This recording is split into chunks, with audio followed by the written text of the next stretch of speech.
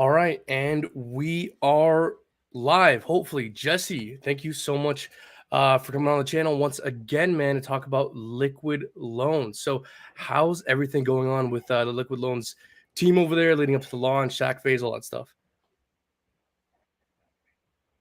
Yep. So we're getting really close, everyone. Yeah. So it seems like the questions from the community are all getting answered. People are really starting to understand the power of this protocol, and we've just launched the referral program recently, Right. which is clearly a lead up into the sacrifice phase. Right. There were some things that were mentioned on stream from our founder, Christian, Crypto Crazy, Okay. and that's that we will be releasing a public testnet soon. So How in regards soon to do we the have? yeah, so we're trying for within a week to 2 weeks. Okay. Okay. No promises. Okay. We're Very really soon. close to that. So Yeah. Okay. So what I can say is we're getting very close, and we could even have that ready within days, right? I have no idea, but when people see that, you better be ready because the SAC phase is coming really quick after that. Okay, perfect. So I want to delve into the SAC phase, but before we do, for the people who haven't heard, you want to give us a brief explanation, brief rundown. What is liquid loans all about? Right. So liquid loans is a decentralized borrowing and lending protocol where you can collateralize your Pulse coins from the Pulse chain network and mint yourself some stable coins, which you are then free to go do whatever you want with. So you can extract value from one of your best appreciating assets. Hopefully that would be Pulse, and without having to sell your Pulse, right? Because you're just using it as collateral. There's many advantages to why you would want to do that. Tax advantages, you're not withering your coin count away. You're not just eating away at that capital, shaving profits and lowering your coin count over time. So there's a lot of advantages to that. But there's also a staking side of this protocol because all the fees from this protocol go back to the community of stakers. Okay, so that's what liquid loans is all about. Being able to access your collateral without having to sell it, and the fees go back to the community. Okay, perfect. Right. And so I want to ask you about the SAC phase. So you say the SAC phase, really could be happening anytime, very likely after launch of the testnet here. So could you delve into the details of how the SAC phase will be run? Will it be run similarly to Pulse Chain? What coins can you sacrifice? How long will the sacrifice period be? Can you delve into the details of how the SAC phase will work? Yeah, so the SAC phase is set to be 30 days long. Okay. There'll be a 10-day flat period where 10,000 points per sacrificed dollar for the first 10 days. And then the rate will decrease by 5% every day thereafter, going out all the way out to day 30. So we'll call that the bigger pays better bonus. The earlier pays better bonus. Everyone's familiar with that from Pulse Chain, from PulseX, who participated in those. What can you sacrifice? Well, yes. Accepted for points will be stable coins from the Ethereum chain and from the Binance Smart Chain. Okay. So if you go to thesacrifice.io, you'll see a list there, and we're talking things like USDC, USDT, maybe TrueUSD, perhaps Gemini dollar, BUSD from the Binance chain. You'll see the list there on thesacrifice.io. Now, I talked about the earlier pays better bonus. 10,000 points per sacrificed dollar. Okay, that's not it though. There's also a bigger pays better bonus. So just like with Pulse Chain, just like with PulseX, you'll have the smallest wallet all the way to the biggest wallet, everybody all lined up, and you'll have your range of multiplier bonus based on the size of what you came in as. Okay, that bonus ranges anywhere from 1x all the way out to 2.5x. All right. But lastly, or not lastly, because there is a referral bonus, but next, there's actually a longer pays better as well, right? This is something new that nobody's seen before. You can choose to have your points locked up for a period of time. There will be a 6% bonus per month that you decide to lock your points. So 6% per month. And that will be all the way out to the longest you can lock up, being a 2-year period of time, 24 months. The last month will get you an extra little bonus. The last month will get you 12%. Okay, so what does that look like? A 1-year lock is what, I guess 72%, I think. 2-year lock equates all the way to a 2.5x. 2.5x. Of now, the loan token, yeah. Why would, of the loan, correct, of the points, yeah. which will be equivalent to the tokens, right? Why would somebody want to do that? Now, you could argue that if you had all your points come out on day one, you could go stake those, and maybe in 2 years, you can get better than a 2.5x. Probably, maybe, it's likely. This is crypto. It's not hard to get a 2.5x in 2 years. However, you have to ask yourself, just because you're staking those tokens and you're earning yourself USDL from the fees, right? Because staking those loan tokens gets you the fees. Who says that you're going to be able to 2.5x your bag size of loan tokens? Because if the price runs away from everybody, even though you're collecting on some USDL, are you going to be able to capture the coin count that you want if the price is just running away from you? Or what are the other ways besides buying these tokens that you can get them? Well, you can actually be a stability depositor, stability provider, and there's a reward pool that's being issued out to stability providers. Loan tokens are issued to stability providers. But what happens when more and more people start using the protocol? And those people are constantly diluting you more and more and more. So your reward of loan token gets less and less and less as your stability provider. And what happens at the annual mark? There's actually a halvening rate where the reward payout of loan tokens gets cut in half.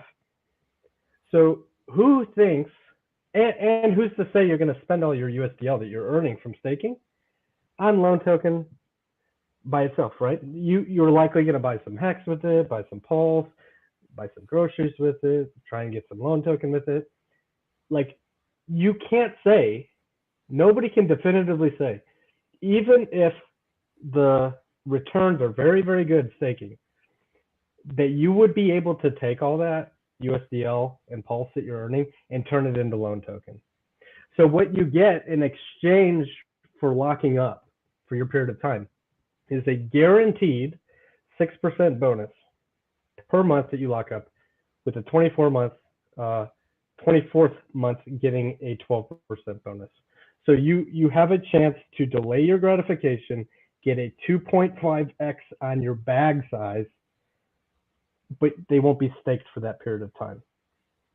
One more point to consider if you're deciding if you would like to lock some up is,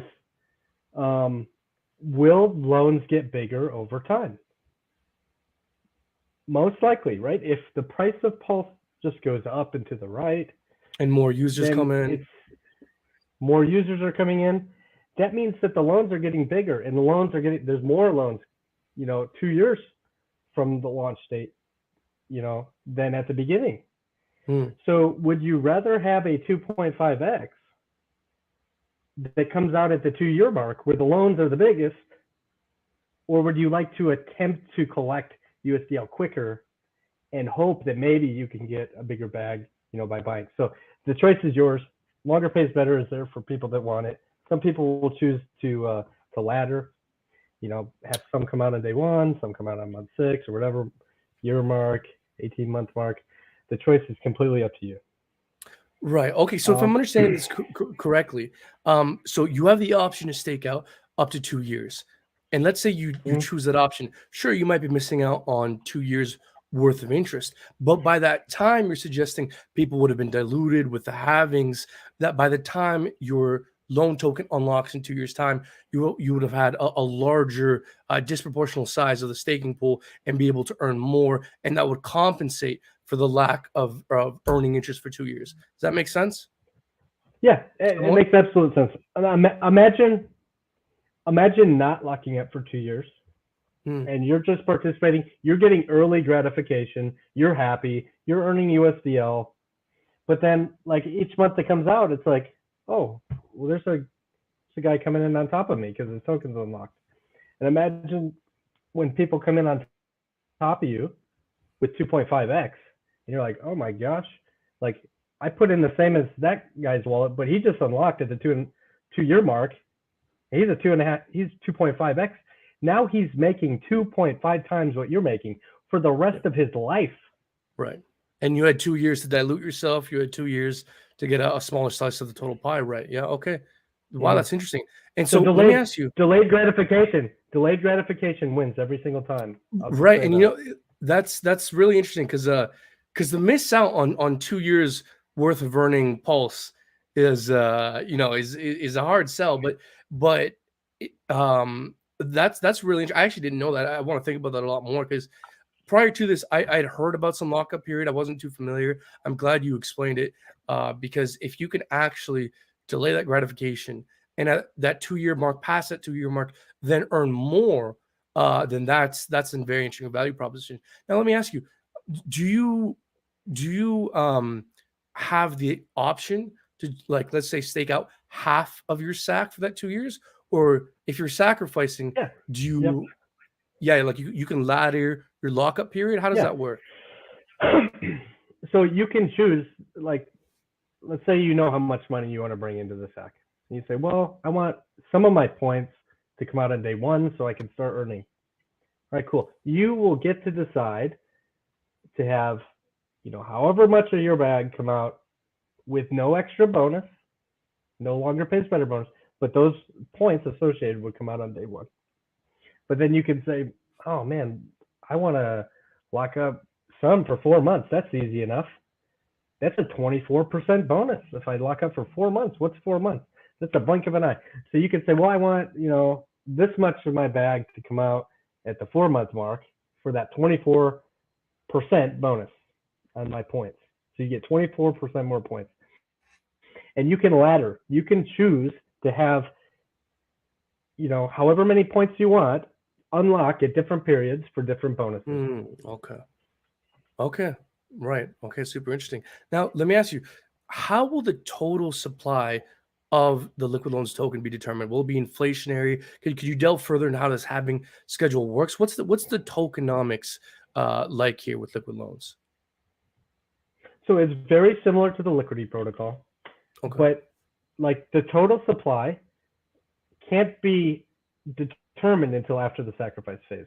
Okay. Because we're specifying, because we've specified 10,000 points per sacrifice dollar, and you got all these bonuses and stuff. So everything will kind of be proportional to what the sacrifice brings in.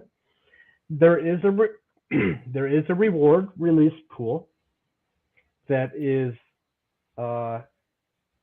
like loan tokens are in this pool and get released to the stability providers to pay, to reward them for being stability providers.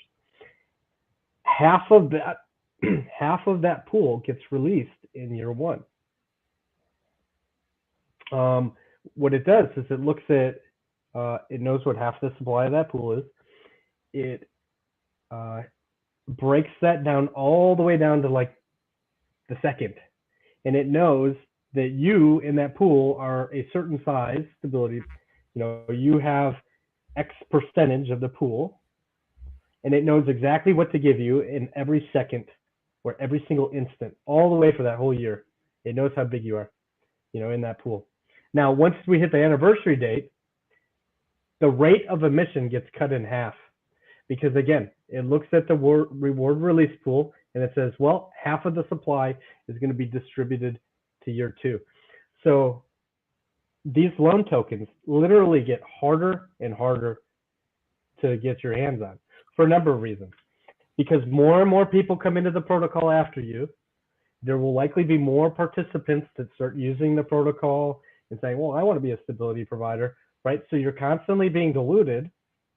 Your rewards are getting, smaller and smaller and smaller as there's other participants, and your percentage of the pool gets smaller. But then also at the anniversary date of the protocol, the rewards get cut in half. So like it literally gets harder to get your hands on these tokens. So, now so the there's a lion's halving share every of year. them, the lion's share of them are going to be in the SAC addresses. Okay. Then you have the release pool. Okay. But those get harder and harder to get over time. And then there are rewards that are paid to liquidity providers of USDL and Pulse, USDL Hex. Those rewards don't last forever. Maybe they'll last for like 3 months just to kickstart these pools and get them stocked. But it will be hard to get your hands on these tokens as time goes on. And what determines the supply of the reward pool? It's very similar to the liquidity breakdown. So you'll see that they also have a reward pool with a percentage. Again, we won't know the total supply of all these tokens till after the sacrifice phase, and everything kind of grows in proportion. I see. So the total supply held in the reward pool will be determined by the sacrifice phase. That's correct. Okay. And do we know by what does the reward pool get a certain percentage of the total sacrifice? Is it a ratio? How does that work? It's similar to the liquidity protocol. Okay. And I'm not familiar with the liquidity protocol, how that's determined. You'd have to go look, right? We have to be careful not to make any expectations. Okay. Okay. Right? No, I got you. The Exchange Commission is a real thing, so we can't have any expectations. Okay. Similar to the liquidity protocol. Okay, I see. Okay.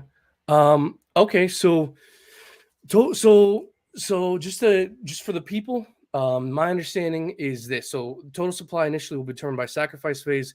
There will then be a rewards pool with a halving every year, and then a temporary period for liquidity providers, temporary rewards for liquidity providers as well. That's basically how the supply breakdown will work, more or less, right? Mm-hmm. Okay, perfect. Right on. Okay, so I wanted to ask you about the different interest earning avenues with this protocol, because that's what really got me excited. So let me see if I can share my screen here. I have the Liquid Loans website pulled up here. And then this is what's got me excited. And I really want to clarify all the avenues in which one can interest with you here. So number one, let's say you participate in the sacrifice phase, you got the loan token, you get it whenever you get it. So you can then stake that loan token in the loan staking pool, and you earn fees. You earn fees in Pulse Chain and USDL. Is that correct? You earn fees in both those coins. That's correct. Whenever somebody, you stake those loan tokens, you now become a fee collector in the protocol. You're collecting USDL every time somebody takes a loan, and they have to pay a fee out of the loan that they just minted. And then if there's any direct redemptions where people are coming back into the protocol with USDL and directly redeeming it for Pulse, you'll actually collect a little bit of that Pulse as well. I see. Okay. Now I saw in your 4-minute explainer video that you estimate you can earn up to 20% APR for staking the loan token. How did you guys determine that? Is that kind of rough numbers based off what Liquidity's up to?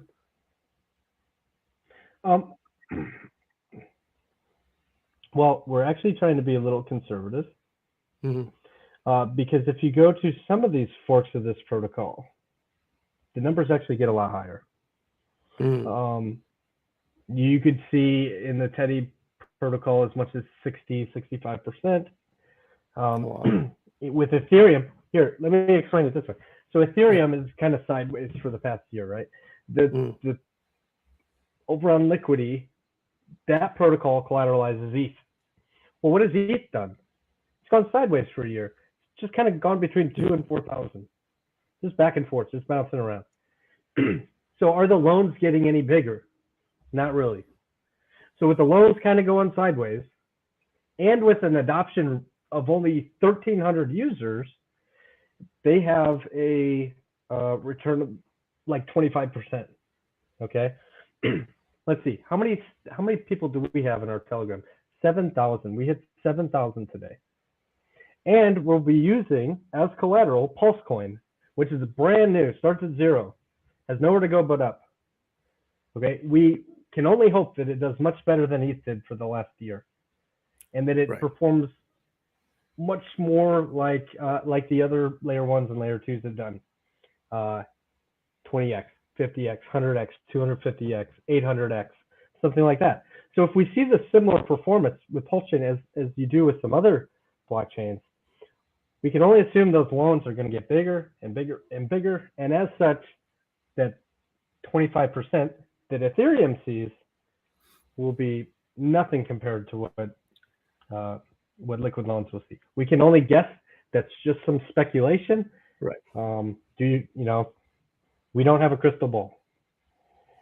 Not just that, but you could also assume that the barrier to entry is much lower. Where again, with if one is taking out loans with large amounts, you might not care about gas fees. But if anyone's trying to use Ethereum, $50 a transaction, sometimes $100 a transaction, sometimes it can even be much more. With PulseChain, the barrier to entry to use some like liquid loans will be much lower. So even the little guy has a chance of even participating in this protocol as well.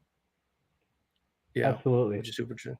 Right. And that's a good point you bring up with the gas fees too. Yeah. Because let's say that you're earning USDL from staking.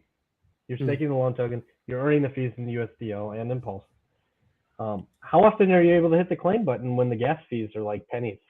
Well, you can hit it like every day, 10 times a day, 5 times a day, whatever makes you feel comfortable.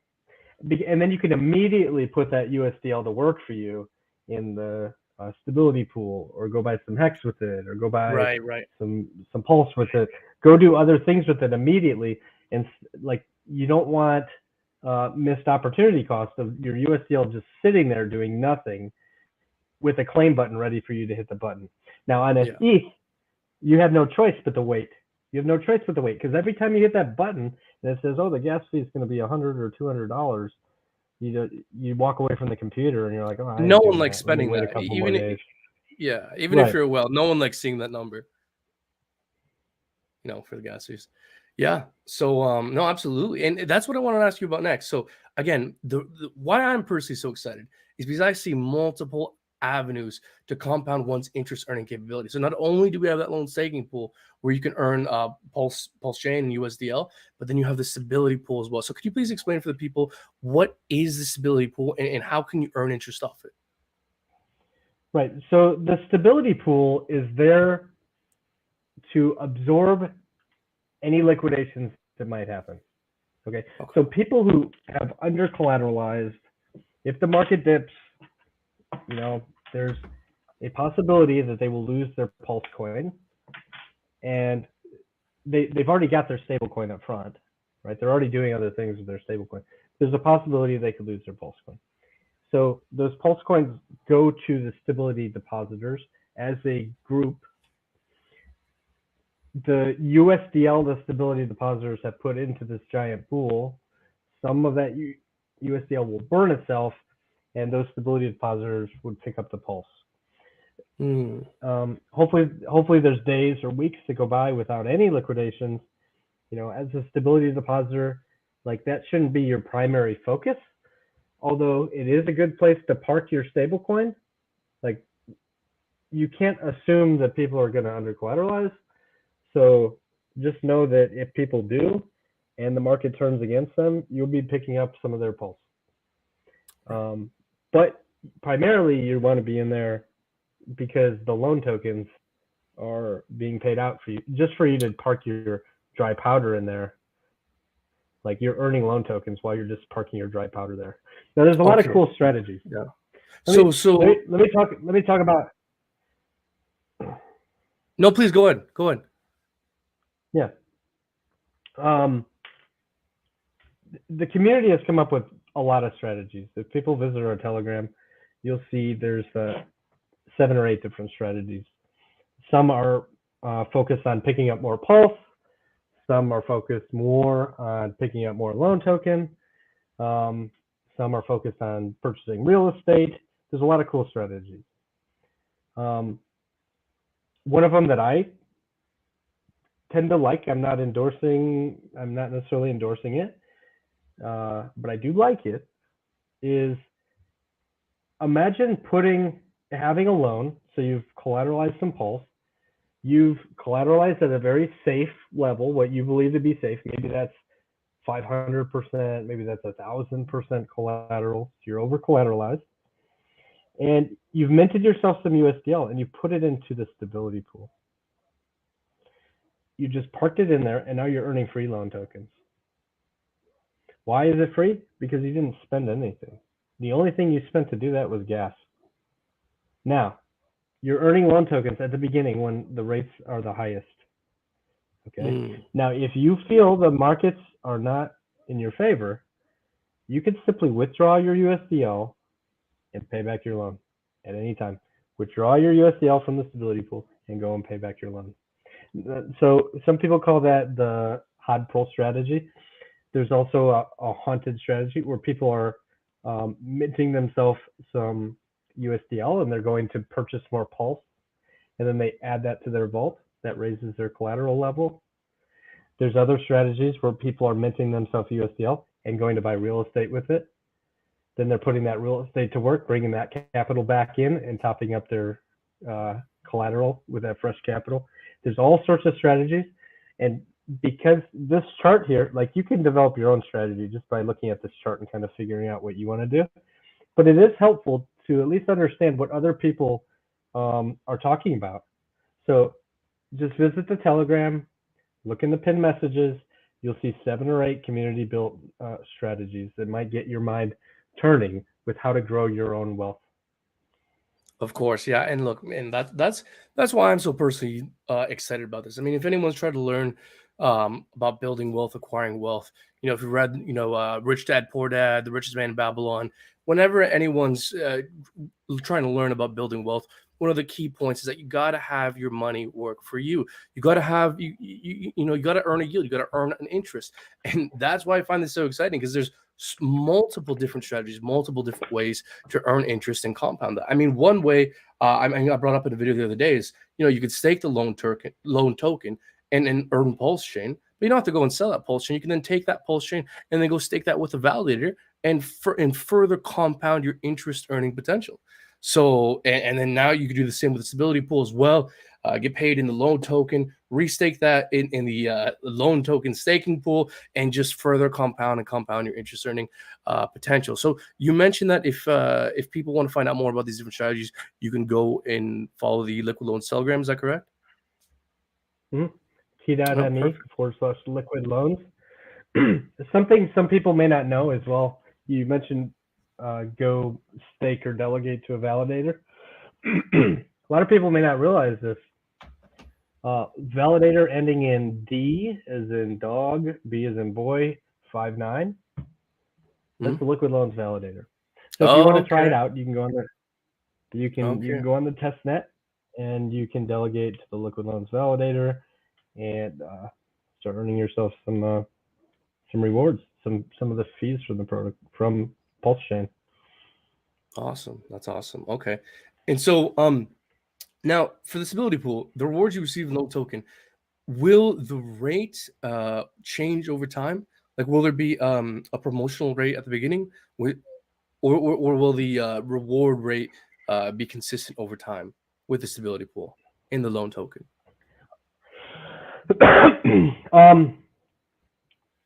It releases half of the pool, the release pool, in year 1. Okay, I see. Yeah, I got you. Right, and that's broken down all the way to the day, and then to the hour, and then to the minute, and then to the second. Right, so like it knows, all right, in year 1, all of the half of the reward pool has to get distributed. Right, it breaks it down all the way to the smallest point in time.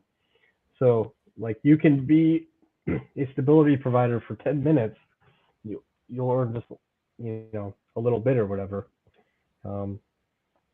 But no, there's no promotional rate or anything like that. Just know that Okay. early on, the rates are the highest, and then over time, you'll likely be diluted as more people come in. And then at the anniversary date, it goes through a halving. The rates get cut in half. Okay, I see.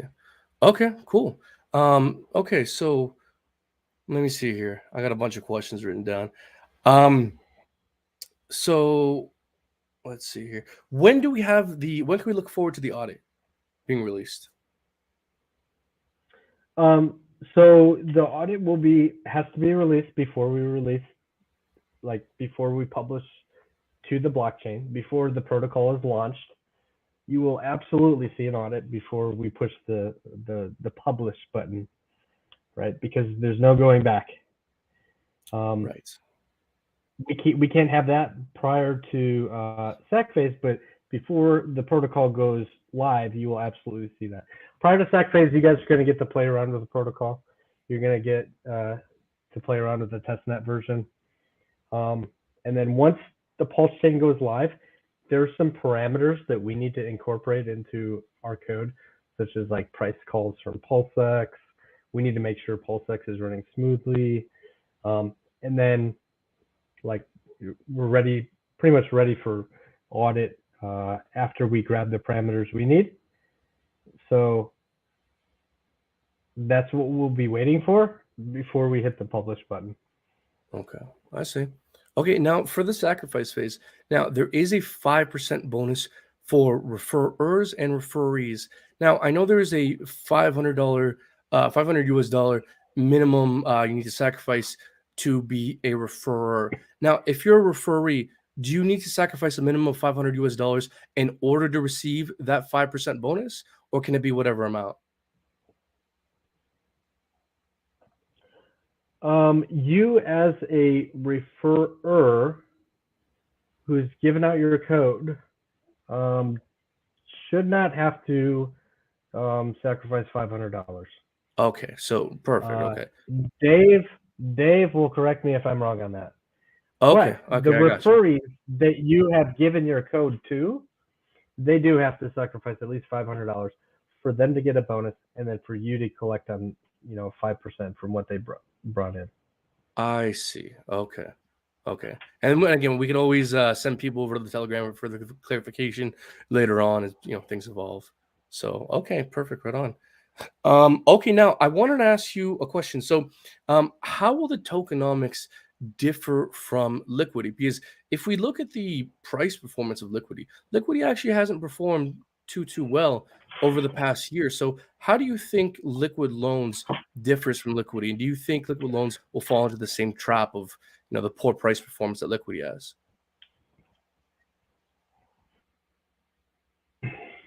So if the only thing you're looking at is the price chart, I think that you need to go to Dune Analytics, type in LQTY, and you need to look at the rates of return for staking the LQTY token. Because you'll see, regardless of what the price performance of the token itself has done, the payouts have been absolutely insane. Because remember, you're collecting something else. You're collecting USDL. You're collecting, with Liquidity, you're collecting LUSD and you're collecting ETH, right? So as a staker, you may not particularly focus on the price performance of the coin. Now, why would the performance be like that? Well, as I explained, in the early days of the protocol, you can get the tokens for free. All you have to do is be a stability provider, all right? So everyone piles into the stability pool. Everyone's trying to get as many of these tokens for free as they can for the first year or two. You can certainly go buy some if you want, but why? I mean, and we want people to do that, but on the other hand, if you could just park your USDL into the stability pool and you're earning them, like that has an effect on the price performance. But something else that has an effect on the price performance is, when did all their early investors unlock? They all unlocked on day one. They didn't have special bonuses in time lock periods, right? So when they saw their first run up in price, and Teddy Cash would be the greatest example of this, they did an 86x in the first week. And of course, there's a big dump. Everybody dumped out because nobody could help themselves. When you're at 86x and it only took you 7 days to do it, like you can't help but hit the sell button, right? Right. So yes, it dumped back down. What you'll see with Liquidity is that the price currently bounces around between $3 and $6. It looks like it kind of goes sideways. It had its initial dump for the first month or two as the early investors sold all their gains. But the people who chose to stake that token are earning an insane yield. And they don't particularly necessarily care about that price. But we do have tokenomics locking periods in place to help assist with upwards price movement in this token. Right. And another thing I'd like to mention is the marketing. When they launched, they're like, if you go all the way back to the beginning of Liquidity's first YouTube videos, you'll see like they were kind of boring and very dry. They didn't have very good marketing. None of the other forks of Liquidity have had great marketing. We have created so much content for people to understand what this protocol does, teach people the power of staking and locking up and earning a yield. Our content, we have at least 2 or 3 articles a week that come out, 2 or 3 videos a week on top of those. So our outreach is much better, and our numbers are reflecting that. We have 7,000 people in our Telegram compared to Liquidity that has only 1,300. So, right. And you guys don't even exist yet. Yeah. Yeah. Yeah, no, and look, man, I appreciate you answering that question because I'm frankly so excited about this. I was trying to come up with tough questions to ask. I'm having a hard time coming up with tough questions here because look, I do think you guys, you guys set yourselves apart definitely with the marketing. Again, you have 7,000 members. You guys don't even exist yet. Bigger than Liquidity already. I mean, you got tons of people, including myself, interested for sure. And that lockup period is very interesting because you'll have a short period of inflation at the beginning. Allow people to dilute themselves, get sold out. But if you're locking up for those 2 years, delaying your gratification, getting that 2.5x bonus at the 2-year mark when the system is more mature, there's more participants, the barrier to enter is lower, and you have that 2.5x bonus. I agree with you that the ability to earn fees, I frankly don't give 2 shits what the price action does. If I'm able to earn loan token, pulse chain, USDL, and then go and then restake this and further compound the interest earning capability, I frankly don't care what the price action does, to be honest with you. Right. Yeah. Now, we do think the price action will be correlated to the price action of Pulse. Right. As the price of Pulse or value of Pulse goes up, the loans get bigger, the fees get bigger, the desire to obtain the loan tokens, the demand gets higher. So we think there will be some sort of correlation to the price and Pulse. But we don't have a crystal ball. Right, of course. And has there been any discussions as to where the team wants the majority of liquidity to be placed? What I'm trying to get at is, do you guys want, because you guys will presumably be mostly on PulseX, does the team have a preference as to whether you want the majority of your liquidity paired with Pulse Chain, paired with stable coins, paired with Hex, paired with PulseX? Has there been any discussion around that topic? Yeah, of course. So we're incentivizing liquidity providing when you choose to create a pairing or add to a pairing of USDL paired with Pulse and USDL paired to Hex. So those are the most important pairings, especially Pulse, right? People need to be able to swap their USDL for Pulse. People need to be able to use their Pulse and swap for USDL. And the way a lot of automatic routing and stuff happens, like Pulse is by far the most important thing to pair against. Now, me personally, I want to dominate this chain with USDL. I don't like counterparty risk stable coins. There's a lot of government regulation people keep hearing about. It's only going to get worse.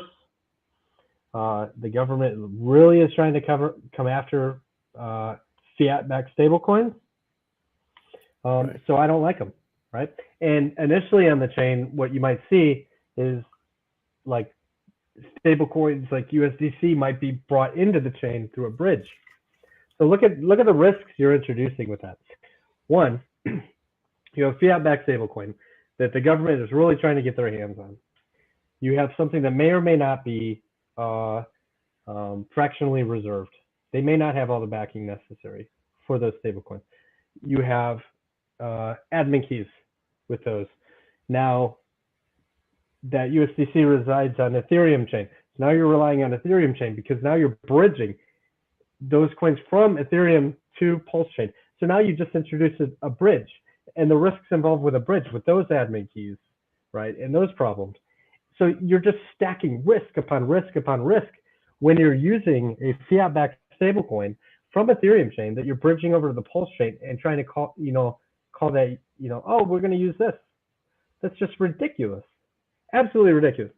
We need a community-backed stablecoin that runs itself and is natively launched on the Pulse chain that is directly redeemable for dollars for the Pulse at any time. And that's what Liquid Loans does. Every single USDL that's minted, you can take and you can redeem it for $1 for the Pulse. I think when people understand that, and they understand that the government can't shut it down, it's a mutable code that can never be changed, hopefully that's when the light bulb goes off and they go, oh, wow, this is way better than USDC. This is way better than Tether. This is way better than relying on something from Ethereum chain. It's actually better than DAI. We can have whole conversations how it's better than DAI, because DAI is collateralized by not just ETH, but it's collateralized by USDC and by Tether, right? So there's other risks involved with that. This protocol here, anybody can run a front end. If you want to build a front end, build a front end. You can't find that with a maker protocol with DAI.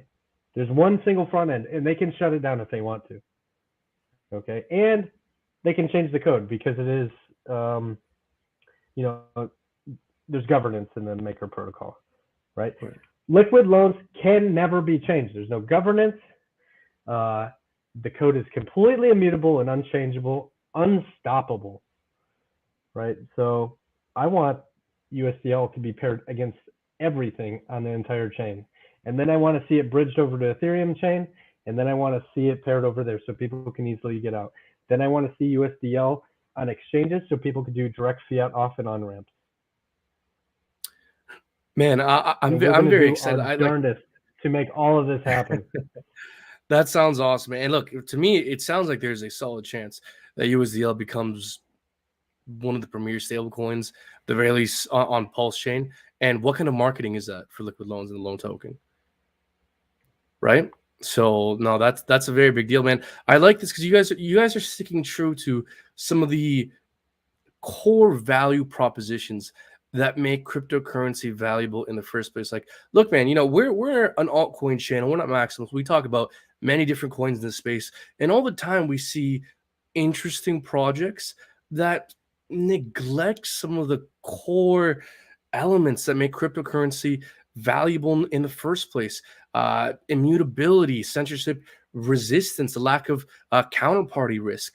All too often we see these core value propositions forgotten in much of crypto. I mean, Solana's down every other day for 2 weeks. That's why I like Liquid Loans so much, because it's going to be immutable. It's going to be. Yeah, you remember why Bitcoin was created? Audits. Bitcoin was created to eliminate the middleman, right? Who effed over the world back in the housing crisis. All right. Crypto was invented to eliminate counterparty risk. Right. Richard talks about this all the time. And here we have a protocol that helps with that effort. Right. Zero counterparty risk. Yeah. Community. Yeah, man. And that's another thing about Richard too, is Richard really does a fantastic job of hammering home the points that make crypto valuable in the first place, that I think these new crypto influencers all too easily forget. They're very quick to forget why crypto is valuable in the first place: immutability, censorship resistant, the removal of middlemen. These principles that make crypto valuable in the first place are all too often forgotten. I mean, yeah, man, there's a lot of interesting projects doing a lot of interesting stuff, but oftentimes we forget these principles that make crypto very valuable in the first place. And this is what Liquid Loans has, plus the ability to earn and compound interest in multiple forms. I frankly can't wait for the sacrifice phase to come soon enough. I'm very excited about this.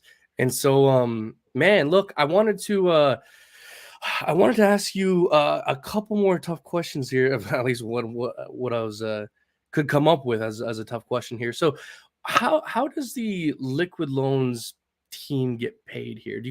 Will the Liquid Loans team get paid in the loan token? Is there a lockup period, or is this kind of one of the no expectations kind of thing? No expectations. Again, the Liquidity protocol is a good resource to look at if you'd like an idea of what this might look like. I see. Okay, I got you. And also, you guys will have mobile functionality. Is that correct? Not just desktop, but mobile. Yeah, absolutely. I saw mobile, graphics. Mobile friendly for those that choose to use MetaMask mobile and such. Okay, and will that be day one functional, or is that coming out kind of later on? Yeah, when the protocol launches, everything will be fully functional. We can't change anything. I got you. Yeah. Now the front end, the front end, we could add features to the front end. That has nothing to do with the back end code. And then other front end providers can launch their own front ends as well. As time goes on, you may find there's like 5, 6, 7, 10 ways, 20 ways to access your stuff inside this protocol. You might have a front end that you prefer, because of the way it looks, or maybe there's some sort of auto compounding feature or something like that. But initially, it's just going to be our front end, and it'll be fully functional. Okay, perfect. So what's there left to do before launch here? We talked about testnet. We should have, you said, 1 or 2 weeks to play around with that. Well, that's coming soon. We'll see the SAC phase soon, and then it's just kind of a waiting game for Pulse Chain. Right. I think Richard still has testnet 3 he needs to do, which has some FixerBot stuff. I guess probably some testing with FixerBot that he'll be doing, some sort of token allocations. Everyone should be able to see their Pulse coin allocations if they participated in the Pulse Chain sacrifice. So we're kind of just waiting to get through testnet 3 and then get to launch, so we can grab the last bit we need and then launch our protocol. Right. Awesome, man. I'm looking forward to it. Well, look, Jesse, those are most, if not all, the questions I had. Is there anything else you want to get off your chest before we wrap up here? Anything you want to tell the people? Thanks for your questions. We have answered thousands upon thousands upon thousands of questions. I don't think there's one single question that we haven't been able to answer. If you have burning questions, if you want to know how this thing works, if you want to compare it against Liquidity, if you want to understand how these different functions inside this protocol work, what keeps the stablecoin stable, how does a redemption work, any questions at all, jump into the Telegram. There's people in there all day long, every day, through all hours of the day and night, ready to answer your questions. We simply want people to understand, whether you participate or not, whether you may choose you never want to take a loan. That's fine. But it's important that you understand how this protocol works, because it will be a huge asset to the chain that everyone needs to understand. So jump in there, t.me/liquid loans, meet the team, meet the admins. Thank you to the admins who are doing all the hard work, and they're answering people's questions all day long. Unsung heroes. And we'll see you all in the next stage of this thing. Awesome, man. Look, really appreciate your time. Thank you so much for answering my questions. I mean, I'm personally very excited, looking forward to the sacrifice phase. Jesse, thank you so much for coming up on, man. We'll put links down for everything down in the description below after this live stream.